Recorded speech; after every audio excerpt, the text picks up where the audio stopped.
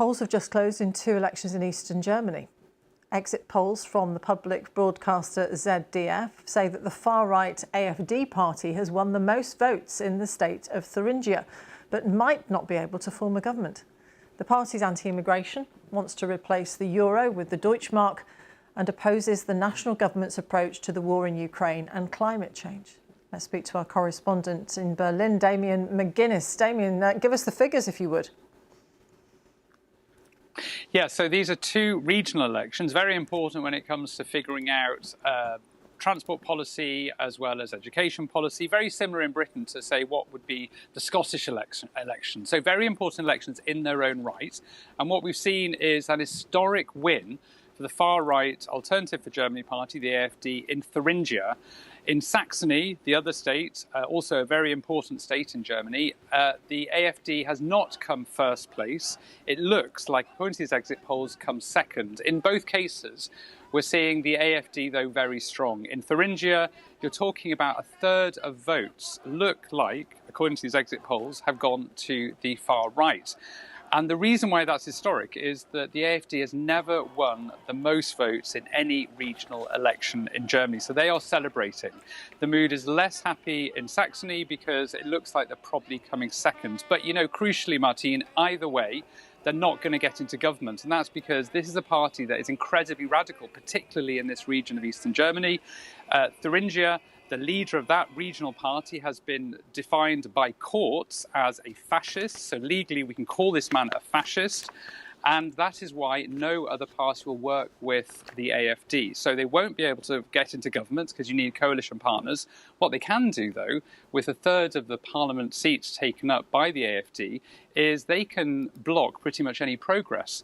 They can make it very difficult to form any governing coalition at all, because particularly in Thuringia, it's looking right now almost impossible to form a majority government.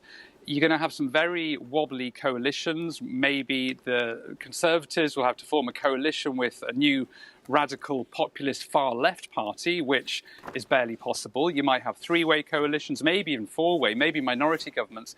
What that means on the ground for those people in those regions is that it's going to be very difficult to push through any particular policy. And what this means nationally is this is a real signal for national elections next year here in Germany, where the national parliament is going to be voted.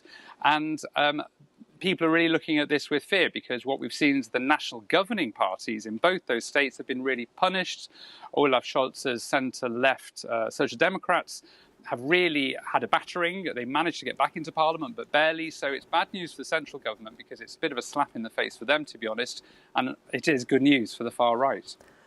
But if the AfD have done so well, and it's sending a message to the other parties that there is support for their ideas, that there is concern amongst voters about matters such as immigration, how are they going to respond?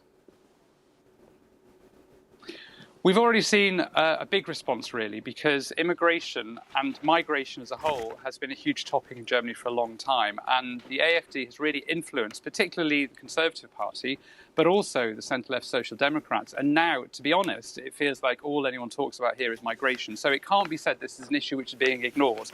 The AfD has put that onto the agenda. What we are seeing, though, is some specific regional matters in eastern Germany to do with the history, to do with trauma suffered in the 90s, also to do with a traditional lack of party loyalty. These are voters who are happy to switch parties. And a lot of people who voted AfD this time might have voted centre-left last time. So there's no guarantee this is going to stay, and you can't really translate this onto national politics. The difficulty is that the AfD is in particularly this particular region, has defined itself as a party that wants to undermine the democratic structure and the democratic government of Germany. And that's a difficult position, because what a lot of politicians would say in other parties is that people are voting for a non-democratic party.